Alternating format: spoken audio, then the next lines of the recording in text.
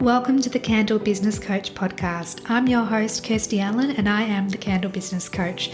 I'm also a mum of three and a kindness advocator.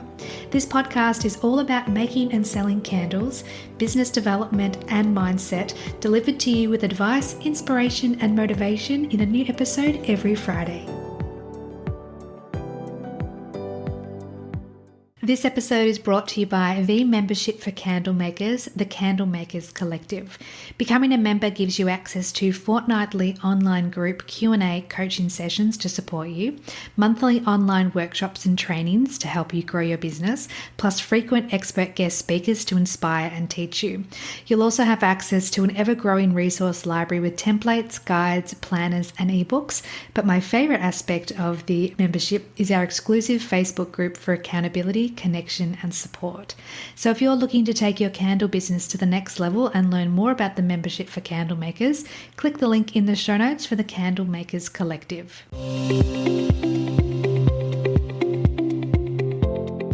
Welcome back to the podcast, my friend. Today we have a candle maker conversation with someone that has actually been on the podcast before.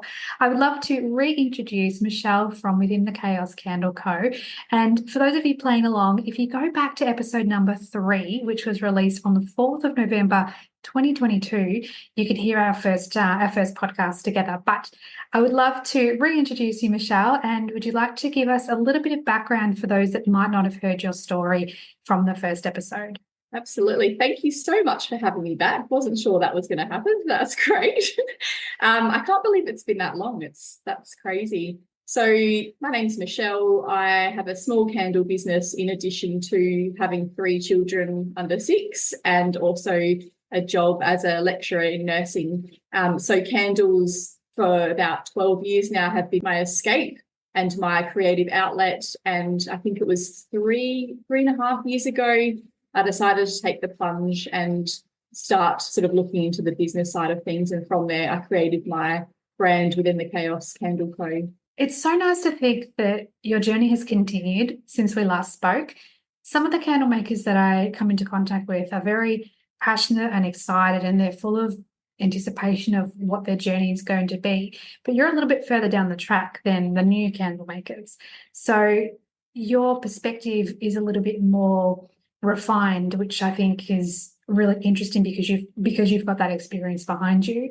But I want to ask, in the last year specifically, what have you been up to that might have been different from those initial first years? I spent the first couple of years really building my business up, and I sort of, once I had got the testing sort of covered and a really good product that I was happy with, I went to a lot of different markets around South Australia, met with a lot of different wholesalers who approached me being interested in stocking my product. Sorry, you can hear my Owen in the background. And, I sort of took a lot of opportunities that came my way. So in the last year, what's changed is my perspective and my choices. So I've started saying no a lot more, which I think for a lot of us is really hard, A, because we get really excited when people are interested in our product and our brand, but B, being a type A overachieving people pleaser, it's quite a challenge as well. But I think once I started saying no, I really learned what I valued and what I wanted my business to become. And it's been the most incredible year. I've had the most fun. I haven't sort of burnt out or gotten sick of it or started thinking of it as work. And that was my biggest fear, I think, through this whole process. So I now have like a wait list for wholesale clients, and I've been taking the branded candles sort of a bit further. So I've been focusing on collaborations that come my way with different small businesses around South Australia. And that really is what has made me super excited. Part of that is label design. So I've been working a bit with Long Story Short to come up with some really cool label ideas. And part of it is creating fragrances and a really good product that these other small businesses can be really proud of. I've also been focusing a bit on some charity initiatives as well. So I have a couple of ranges. One has come out already and one's going to come out. And I'm donating all the proceeds to a couple of my favourite charities. So I think I've been focusing on the meaning behind why I'm doing what I'm doing, because I did put in a lot of time, a lot of energy and a lot of money into getting my name out there. And I think that's one of the biggest challenges. I agree. And I feel like many of the candle makers that are out there don't quite understand or can appreciate just how much effort is really required to get to the top of the hill. You're at a place now that is a place where many candle makers dream of, to have a wait list of wholesale suppliers, to be doing things for charities, to be connecting to your why and staying focused on your mission is incredibly inspiring. And I just have to congratulate you on where you are. And I cannot wait to see you when we record number 3 in another year's time. Thank you, Kirsty. That's so kind. I think, I mean, a lot of us have imposter syndrome, and I certainly went through that as well. But I know that I had done the work. I'd done the work in testing and creating something with a point of difference, as we've talked about, lots of times. And I've seen so many people doing the same thing, and it's just wonderful to see people find their niche, to find their target audience, to find that thing they can offer that isn't already being offered. Yeah. So that's really wonderful. Yeah. And I mean, I found what works for me and what I really enjoy. I think I have made some really intentional decisions, but I listened to the last podcast that came out with someone that was talking about, the name of the brand has just escaped my mind, but she was a very experienced candle maker, and she talked a lot about how she didn't focus on online sales. She did a lot of markets, and she also had like a little niche Facebook group. And I think it's important to think about, if you're going to sell just have e-commerce going, how are you going to do that? Because candles need to be, they're a sensory item, they need to be picked up, they need to be smelt, they need to be touched, and you need a picture in your home. I've accepted that I come with 3 children, and and I think I love them seeing what I do, and I love integrating my business into my life, and that means that they'll be around, that they'll be helping, that things might take a bit longer than they used to, and that's okay. Oh, absolutely. I feel like most of the time it's just this internal pressure that we put on ourselves. And yes, if you're type A, if you're OCD, if you're a people pleaser, if you're all of those things, I raise my hand as well, then it's you can find yourself sometimes being suffocated by all of the responsibilities in life and in business. But then again, it's just about shifting your perspective and then having a bit more gratitude and just taking a step back and knowing that it'll all work out as it always does. Yeah. And I think, putting pressure on ourselves, it's a really interesting thing to think about. And I did a lot of reflection, particularly over the Christmas holidays as well. Why was I pushing for more? Why was I taking on everything that I could possibly take on? What was the point? Was it about money? Well, it wasn't really about money at all. I think it was about proving myself. And I realized I've actually got nothing to prove. I love the process. I love what I'm doing. So, why not enjoy it? And that's my intention for this year, is to really stop, slow down and soak it in, because it's such a fun thing to do, isn't it? It is, yeah. Yeah. And I think it's different if you are aiming to have your business as your main income. And that might happen one day, it might not. And I think it does put a different perspective on it, and different pressures, particularly with the economy as it is at the moment and the cost of living. I think it does change things. But for now, I'm happy, working my job, which also brings me a lot of joy. Teaching is my jam, and running this business as well. So it's just trying to find some balance. How do we do everything? We can't. So yeah, because we have to sleep and have to take care of our kids, and we have to do all the things. Yeah. I just want to circle back to something you said before, in that you are saying no a bit more often, and you're being more intentional with what you say yes to. Do you think that comes from growing self-confidence and realizing that you're worthy of saying no to opportunities? Yeah, absolutely. I think it's a lot about confidence, and I think it's a lot about, I'm valuing my time a lot more now. And I'm choosing, what matters to me. And for me, candle making and this business and motherhood, it's all combined into one sort of ball of, feelings. And so I had my 3rd child last year, and for me, this business was a coping mechanism while I was on maternity leave. I've always struggled with having a little baby. I like it when they get to toddlerhood and onwards, but with babies, I feel very, not suppressed is not the right word, but, you feel like you lose part of yourself sometimes. I know not everyone feels that way, but every baby I've had for about 6 months, I've kind of lost who I am. And I feel like I'm just there to, feed and care for this other little tiny, delightful human.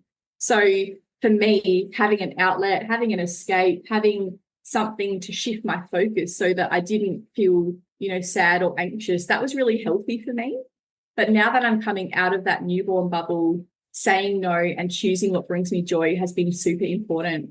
And I'm finding that I'm doing better at the things I'm choosing because I'm putting my full sort of energy and concentration into it as well. Yeah. So I think that's part of it. Yeah, confidence definitely. I think it's time as well. The longer you do something, the better, your systems are, the more familiar it is, the better you know the market as well.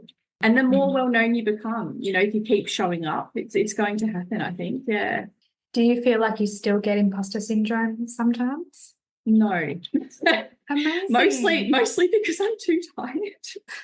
I'm too tired to really care that much at the moment. Like, I'm also not really doing anything I haven't done before. So I'm doing a lot of brand collaborations, but I've done, sort of 7, 8, 9 at this point, and I know what I do well. I know like most of the fragrances from the major suppliers now. I know how they work. I know my wax really well.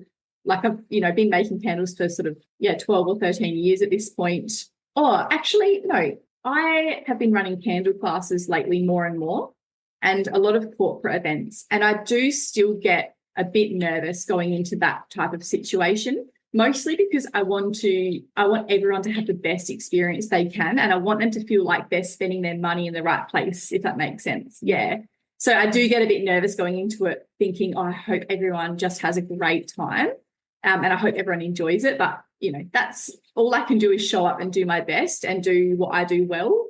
And then how people respond to that and how they feel is up to them, isn't it, really? Yeah, absolutely. You can't control how other people feel. But as you said, if you can turn up and do your absolute best and bring your knowledge and experience and wisdom into the candle making class or workshop, then it's up to them to engage and enjoy the process. Because as we know, candle making is awesome and we recommend it for everyone.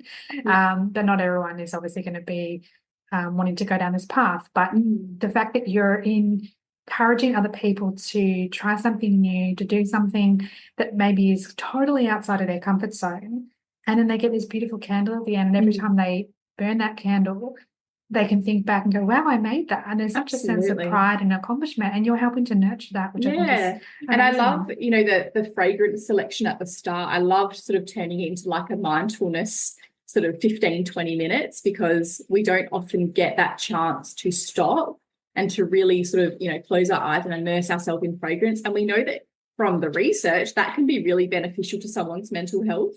So I've got a big Mother's Day candle making workshop coming up for a local council. And I'm just so excited because I think that, again, I know I'm bringing this back to motherhood, but that's, for me, that's part of it within the chaos, and I can't wait to sort of help mums just have that little moment to themselves. Like, it's so hard. And if it's forced on us, great. Like, we're going to be there for an hour anyway without kids. So let's really make the most of it and enjoy it.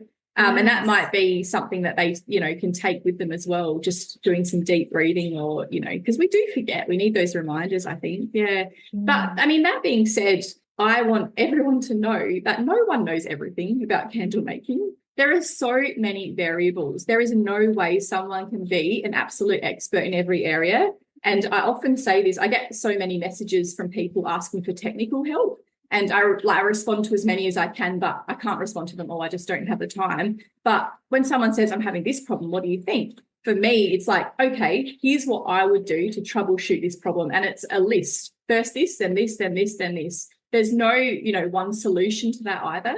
So I think people look at other people's businesses or social media and think, oh, they've got it all together. But, things happen. Things happen to batches of candles when there's like a drop in temperature, or perhaps there's a new batch of wax and, it's not exactly the same as the other one. That's rare, but it has happened before. And, we have big temperature fluctuations as well. So, yeah, I think no one knows all the answers, both in motherhood and in candle making. Yes. And, it's trial and error, really. Yeah, absolutely. And just like we nurture our children, we create these candles and just hope for the best and give them all of our love and attention. Absolutely. Candle babies. Candle babies, yeah. So we spoke about some of the amazing things that you've been doing over this past year. What challenges have you faced in the last 12 months? Anything specific? Oh, yes, many. Well, okay, the biggest one probably is I had 2 staff members. So I decided to bring them on when I had a couple of really large wholesale orders sort of towards the end of last year and then going into Christmas. And for me, I am not very good at business administration. It's not something that I'm naturally good at. I've had to learn everything about, the management system that I use and about invoicing and about super and about all those things. I have a great accountant and I have a partner who is pretty good at that type of thing, but he's got his own busy full-time job as an engineer. So, that's pretty limited. But I think learning that, trying to do the right thing at the right time with that type of onboarding and, all that has been really challenging.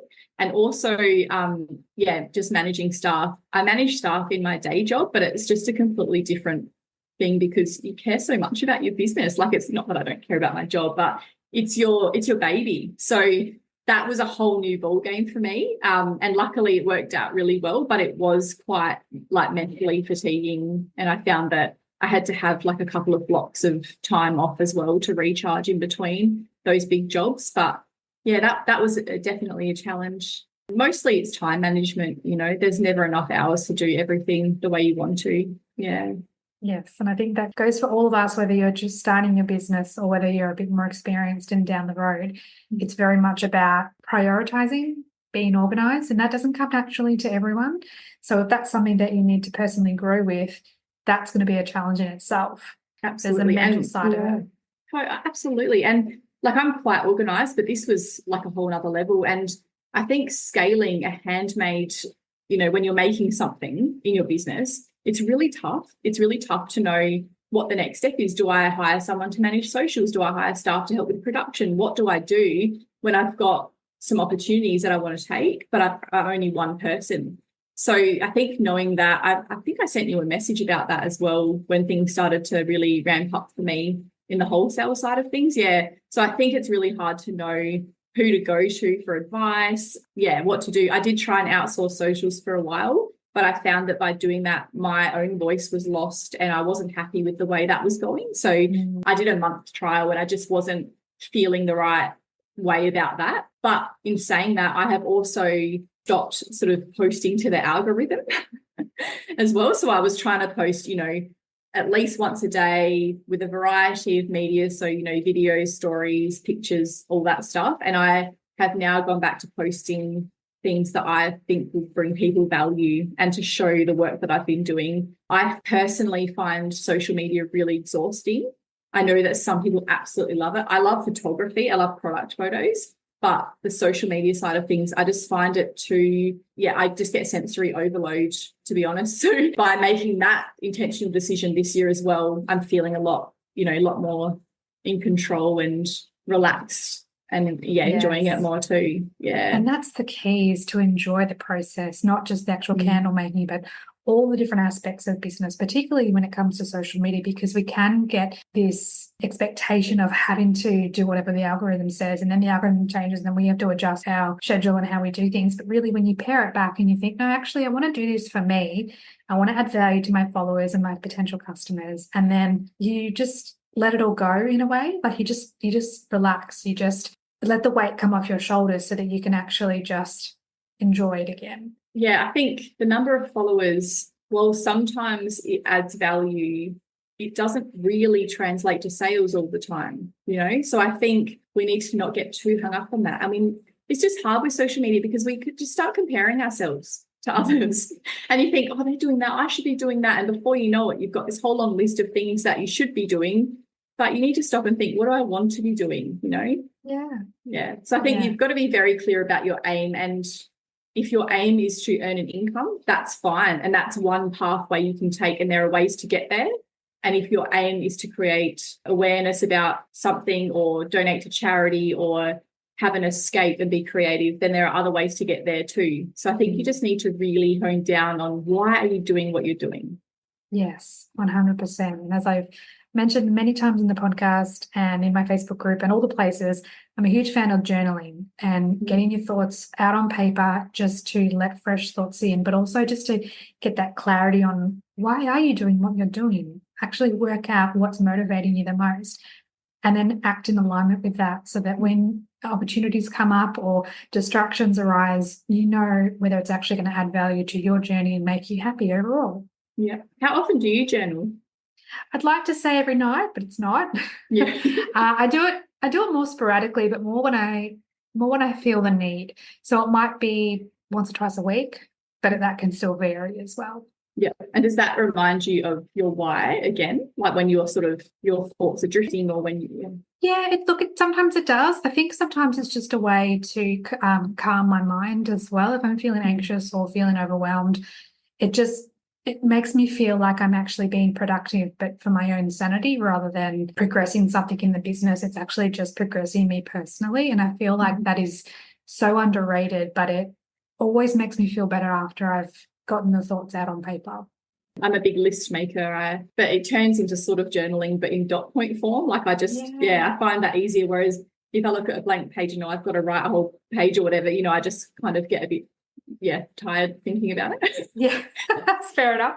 That's like homework. Yeah, exactly. But I do like, before you go to sleep, that big brain dump where you can just write down all your concerns and that's really helpful, I think. Yeah, it does. And I'm sure that there's been studies and research that would back up the fact that it is so beneficial. It helps you sleep better and helps you, just calm down. Yeah, definitely. Yeah. Now, you mentioned before about your candles, you're happy with the way that you're making them and you're happy with how they perform. Do you feel like you've reached the pinnacle of your learning to make candles, or do you think that there's still a journey ahead of you? Oh, gosh, no way. There's so much to learn. I have, would I say mastered? Probably one type of wax, and I have used lots of others, but I wouldn't say that we're best friends. Yeah. We're kind of I guess, acquaintances at the moment. And I think it's important to always have a backup wax in case that you can't get your main wax from your supplier. And there's been supply chain issues. That's been just a massive thing, especially in the last 12 months. So I do think it's important to have another one. So I'm friendly with another one, but there's so many things I want to try, and I love making pillar candles, but I've mostly made them for myself. So I'd love to get a little bit better at that. There's so many options, isn't there, really? Yeah. But I also think that you can't do everything. You can't make everything, you can't sell everything. So focusing on what you do really well and what you love to do is important. And I've really cut down my range to the top sellers this year as well. So in my wholesale guide, I'll only offer those now. Yeah. And I only offer candles, diffusers, and that's it. So there used to be a lot more than that, but I found what is selling well, what I'm making really well, what, the processes for making large amounts. I've sort of really fine-tuned that as well. So, I think that, you can't do everything. And, there's always going to be stuff to learn, definitely. Actually, another thing I was trying to do this year was to cut down overheads a lot as well. Mm-hmm. So thinking about where I can save money, because I'm not taking on as many jobs as I was last year. So how can I guess, improve, like with the cost of goods, improve that profit margin as well? Because, it is important to get paid for our time. Our time is valuable. Mm-hmm. And many candle makers or many business owners don't always take a cut of the profits at the beginning. Everything's just reinvested back into the business. But there is that point where you realize, no, I'm actually worthy of being paid for my time and effort. And it's not just about the money, but it's about being recognized and having that confidence to go, no, actually, I'm going to raise my prices if needed, or I'm going to bring my overheads down so that I can start to enjoy the fruits of my labor. Absolutely. And I think that's all about valuing yourself too. Yes. I do now in my cost of goods, I put in an hourly rate for myself. So, and then I save for my profits, I save 30% for tax. And then I say, this is getting very technical and everyone's probably very bored right now. But, I always like hearing about how people do the business side of things because I never really knew anything about it. And then I save 40% and then I take 30% for my, pay, we would call it. Yeah, amazing. Yeah. So, I mean, it's not a great deal, but it certainly helps and it makes me feel proud. Yeah, no, it should, because it's every time you make a sale, whether it's a wholesale order or it's a online sale or it's an in-person or however you're making sales, and all the ways of making sales, to know that you've factored yourself into that process is critical, because not everyone does that. Yeah. And it's about, again, having that experience, being in it a few years, knowing that it's doing the do and realizing that you need to act smarter, not harder, when it comes to running your business, and factor in you as a person and you as a business owner as well. Yeah. And I think a lot of people underprice when they start. Have you noticed that? Yeah. Yeah. I mean, Yeah. I'm pretty sure I did as well. And part of that was not doing proper market research. I really should have focused on that more, but we get so caught up in the fun of making them. And then, you know, we're like, yeah, we've tested, and there's a lot of, you can't really think about everything when you're starting out. You just don't know. There's too much. Yeah. But I think it's always better to overprice and then you can go down. But, you know, people often won't buy candles when they're cheaper because they don't think it's a good product anyway. So there's a lot of, there's a lot of psychology in it too that people don't think about. Yeah. I want to know, with your customers, how have they responded to a change in your range? So what I mean is, many of the candle makers that we speak to are keen to offer as many different products and as many different fragrance options, because they have that fear of missing out, that a person might come up to their stall or look at their website and see, oh, they don't have lime and coconut, so I'll go look somewhere else. So you've actually pared down and you've become more intentional in your selection. How have your customers responded to that? Yeah, they've responded pretty well, I think. And certainly I have learnt what the best sellers are. So it's only a small percentage that have said, oh, you're not doing this fragrance anymore. And I'll suggest an alternative and say, why don't you try this? If you like, you know, floral light fragrances, you might enjoy this one. But unfortunately, we can't sell everything, and all the customers can't be ours. That's okay. There's been a couple of times where people have asked me for like a just fragrance oil for their diffuser, like the sort of room diffuser. And I said, I don't actually do that by itself, but I do know another local business that does. And I gave them their website, because I'd rather they buy from someone else local than going to one of the bigger retailers, like, you know, and I know that they do that product really well. And I buy it myself. You know, I think that I'm good at what I do, and I've got, you know, I think it's 14 fragrances that give people a variety of options from the different fragrance groups, but we're not going to be able to please everyone, and that's okay. Yeah. But it's all about customer service. And you know, for me, it's not about winning every single sale. It's about making the customer happy. Yeah, and it's not just the transaction. In fact, it shouldn't be a transaction. You shouldn't be looking at it as purely a transaction. It's about, how can I add value to my customers? And especially when you do markets and you have people come up to your store and they smell your candles, you can really have that connection. And I feel like when you take the financial part away of it and just enjoy the process and enjoy that interaction and that connection with your customers and potential customers, the sales come naturally, because it's just a different energy. It's not, I need to get this sale, I need to make money, I need to whatever. It's very much more relaxed, and I love that aspect of it. And I know that with your business, because you're being more intentional, it's not about the sales. They come as a natural byproduct of just enjoying the process and enjoying the journey, which is so lovely to see, and so nice to know that when we spoke in the last podcast, how much you've grown in the last 12 months. It's been phenomenal. And you had your third baby. Like, it's wild. Oh, I don't remember much of it. No, kidding. No.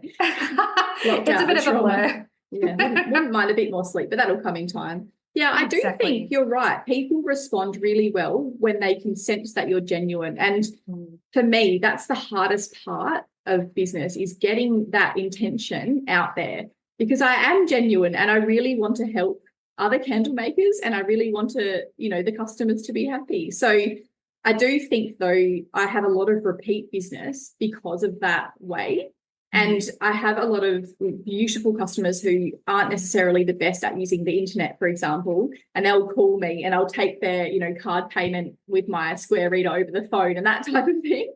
So I think it's about going the extra mile for the customer and realizing that, you know, why are we here? why are we here? Yeah, and I think I know we keep coming back to just the word intention and having our blinkers on so that we can focus on what our why is. But if you're listening to this podcast and you're not sure why you're doing what you're doing with your business, you'll find that you spend a lot of time treading water and not actually making progress because you don't know what direction you want to actually go in.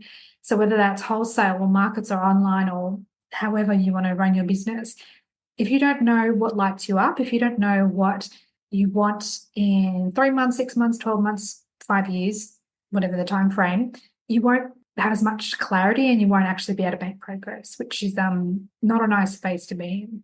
Yeah. And I think find what lights you up, focus on that, do that, get good at it. You don't need to do everything and block out the noise.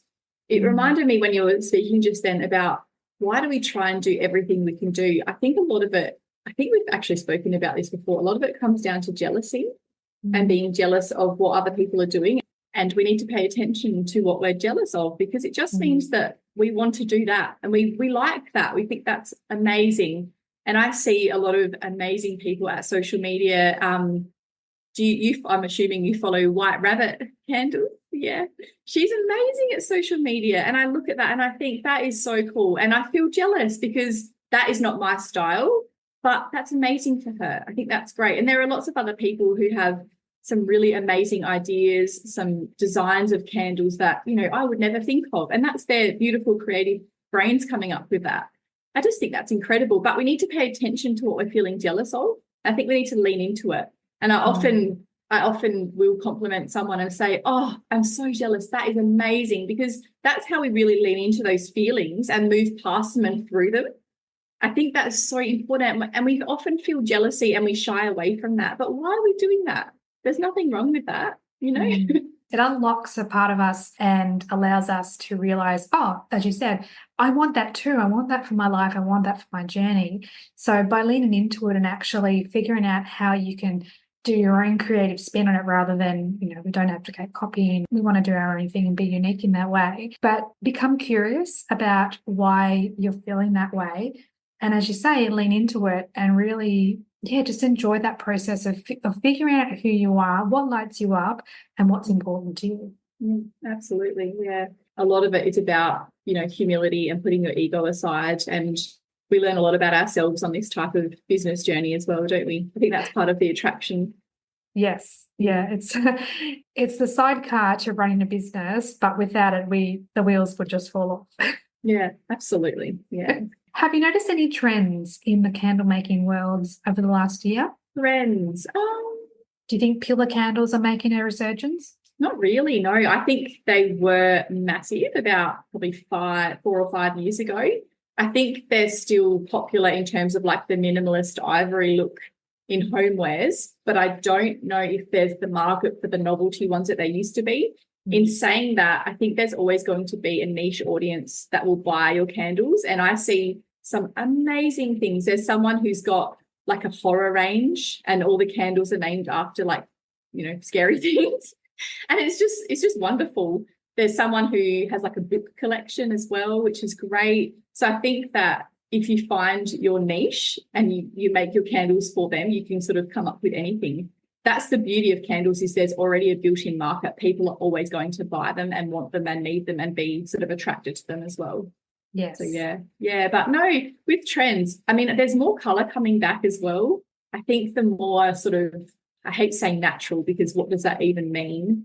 But, you know, that is still quite big, like, you know, low toxin, natural fragrance oils. That is going to be big at the moment, I think, and coming up in the next couple of years, Speaking of the next couple of years, what are your plans for your business? What do you see, or where do you see yourself going and growing?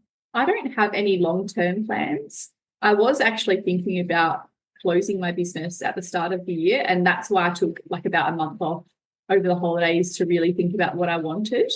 And that's when I decided to really go back to basics and think, you know, I'm just going to take the work that really brings me joy. So for this year, I really want to focus on my clients that I have right now and really nurture that relationship, build the trust, perhaps, go into the retailers and do a bit of education, that type of thing. That would be good. But candle making classes are really what brings me joy. I think because, I'm a teacher, it's what I really like. And I want everyone to be able to have a go at it if that's what they want. Yeah. So, I think that, the candle classes would be something to focus on, but I'm just focusing on cruising through this year and enjoying it, to be honest. Yeah. What about you? Can I ask you that question?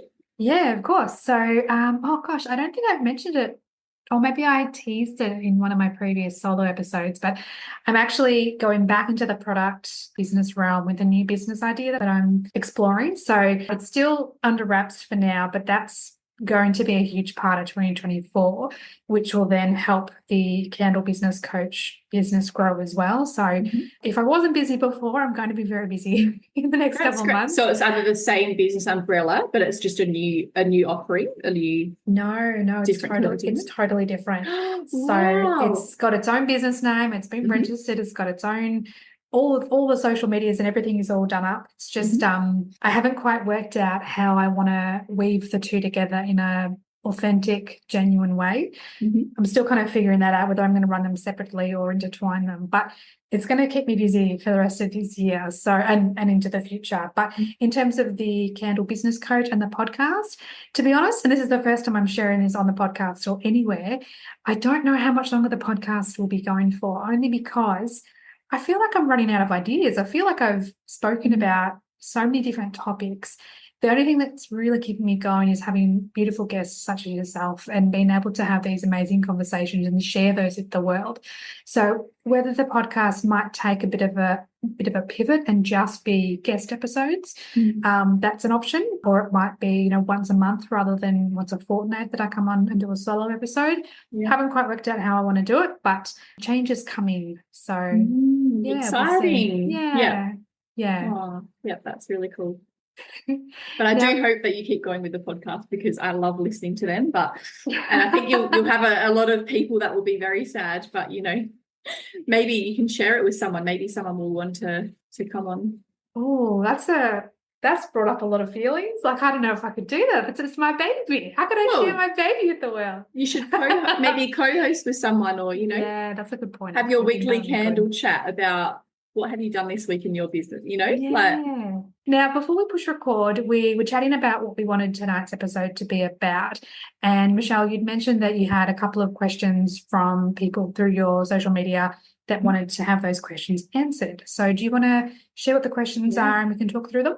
Absolutely. So I put a poll on my stories if anyone had any questions at all, and I've chosen 2 of them. So the first question is, what steps do you take to ensure a quality product and how do you maintain consistency?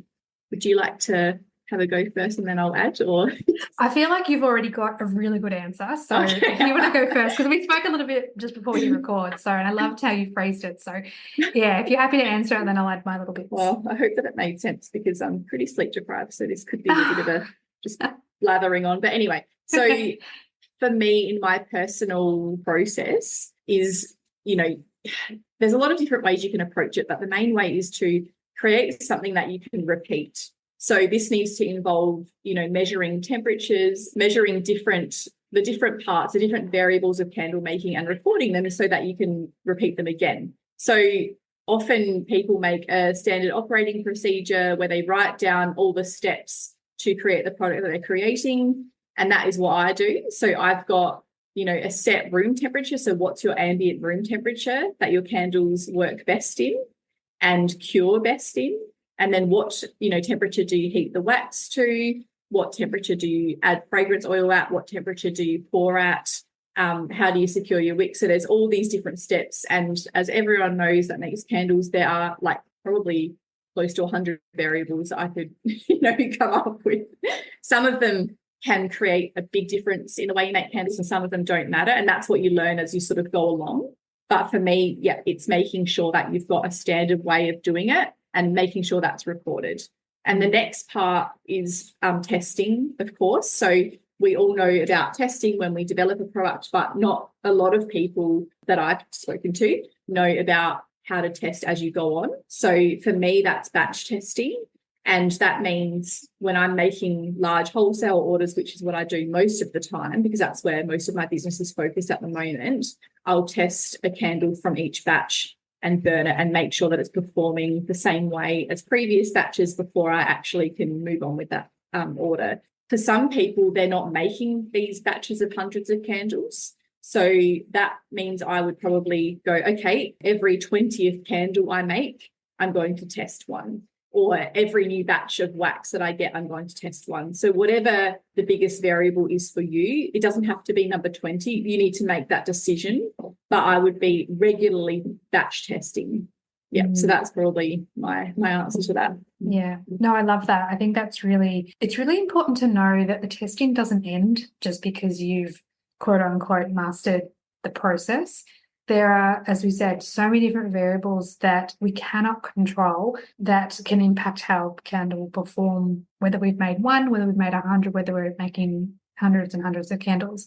So having that standard operating procedure, having a process that you can follow and replicate and in essence teach to someone else when you get to that point of scaling, it's needed for insurance purposes. So that's absolutely vital, making sure that you're testing along the way and that you can show how you're making candles and how the process all comes together. But it gives you that peace of mind that you're actually able to replicate the candles that you're making rather than doing it randomly and just hoping for the best. Because I feel like so many of the candle makers I speak to don't quite understand the importance of testing or the fact that you need to keep doing it for the rest of your candle making career. Yeah. I think part of that is because it's just not regulated. There's no rules that we need to follow. There's no, guide to say this is what you need to do to test to have a product. We have to make those decisions, and that's so hard. And that's why I think your community is so important, because you can, ask these questions in such a kind group who they're going to give you, correct, informative, kind answers, because that's how you learn from talking to other candle makers. There are some resources online, but they're not all really accurate and they're not all as detailed as we need as well.